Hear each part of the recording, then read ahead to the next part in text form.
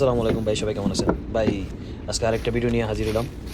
যারা ফুলের দোকানে আছেন তারাই জানেন এই বক্সগুলোর দাম কত, রেট কত, প্রাইস কত, সবই জানেন। আজকে কী হয়েছে, একটা কাস্টমার আইলো, 3টা বক্স নিব। 3টা বক্সের মধ্যে মনে হয় ছোটো বাচ্চার জামা কাপড় গিফট করবো। তো গিফটগুলো সুন্দর করে সাজাই দিতে গেলো আমারে।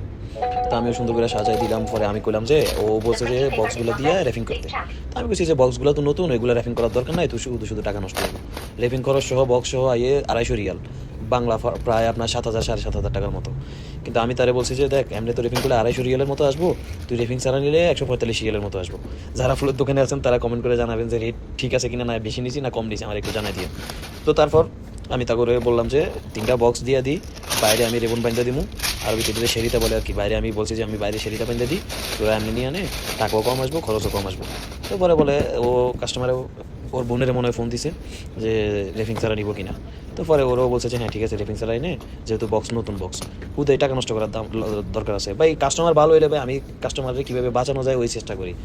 অনেকে মনে করে যে কাস্টমারের থেকে দাম বেশি রাখি, না ভাই, কাস্টমারের যদি ওইরকম হয়, ওইরকমভাবে আসে, কথাবার্তা বলে, মানে একটা কাস্টমারের শান্তি লাগে কথাবার্তা শুনলে। কিছু কিছু কাস্টমার আছে ভাই, আইসে মেজাজটা গরম করে দেয়, এইটা না এটা, ওইটা না এটা। যারা আছেন এই লাইনে তারাই জানবেন, আমি বললেও হয়তো বুঝবেন। তো পরে 3টা বক্স নিল, 3টা বক্স সুন্দর মতো সাজাই দিলাম, রেপিং ছাড়া রেবন বাইন্দা দিলাম, বক্স এই কাপড়গুলো সাজাই দিয়া সুন্দরভাবে দিলাম। তো তারা বলছে যে হ্যাঁ, তারাও খুশি হয়েছে, বলছে যে হ্যাঁ সুন্দর হয়েছে। তো পরে টাকাটা দিয়ে চলে গেল ভাই। ভিডিওটা ভালো লাগে লাইক করবেন, কমেন্ট করবেন, শেয়ার করে দিবেন। আর যারা ফুলের দোকানে আছেন অবশ্যই অবশ্যই ভাই ফলো করবেন আমাদের, কারণ আপনাদের সাপোর্টটাই বড় সাপোর্ট। ফুলের দোকানে যারা আছেন তারাই জানে এইসব কাজের ভুল বা সঠিক। তো যদি ভুল হয় আমার ভুলগুলো ধরা দিবেন। আসসালামু আলাইকুম।